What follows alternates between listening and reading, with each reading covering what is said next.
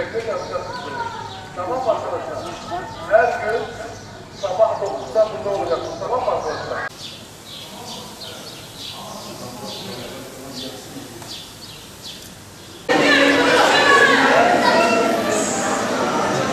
Başka lambalar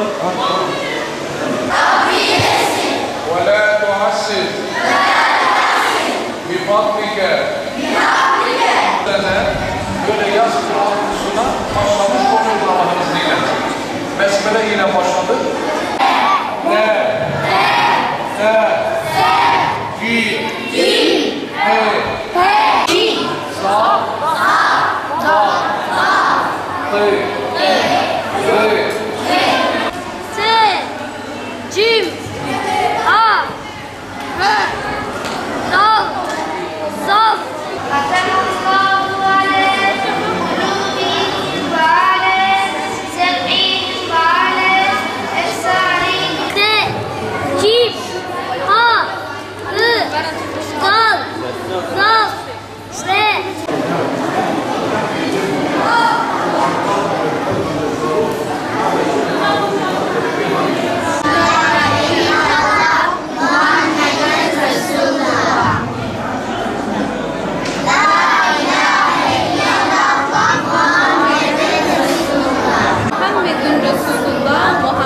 Allah'ın elçisi.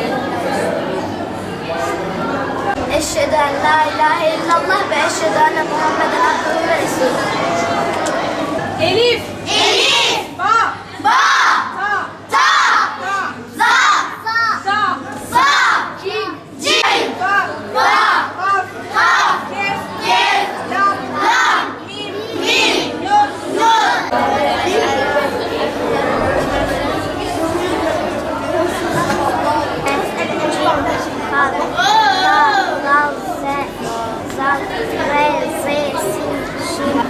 إن الذين كفروا سواء عليهم أأنذرتهم أم لم تنذرهم لا يؤمنون. Ba, ta, sa, cim, ha, ha, dal, za, ra, zel ismi bu harflerin. Bu elif tamam. Ama buna ba, ta, sa, cim, ha, fa bu şekilde öğrensek daha. İlimizde de merkez, ilçe ve köylerin tamamında Kur'an kursları düzenlenmektedir. Yaz Kur'an kursları dediğimiz 2 ay süreli bu Kur'an kurslarında müracaat eden, kurslarımıza devam edecek olan öğrencilerimize Kur'an-ı Kerim, Peygamberimizin hayatı, temel dini bilgiler ve güzel ahlak örnekleri öğretilmeye çalışılacaktır inşallah. Çocuklarımız bir yandan bu kurslarda dinlerini öğrenirken, kitaplarını öğrenmeye çalışırken, diğer yandan da son zamanlarda gençleri ve çocukları tehdit eden bazı zararlı şeylerden de kendilerini korumuş olurlar. Bilindiği gibi son yıllarda her yerde, sokaklarda, caddelerde uyuşturucu, madde bağımlılığı gibi gençleri tehdit eden, hayatlarını zehirleyen çok zararlı şeyler söz konusudur. Kur'an kurslarına gelen öğrenciler zamanlarını bu şekilde güzel bir şekilde değerlendirirken diğer yandan da o tehlikeli, zararlı, tehditkar hususlardan da korunmuş olurlar.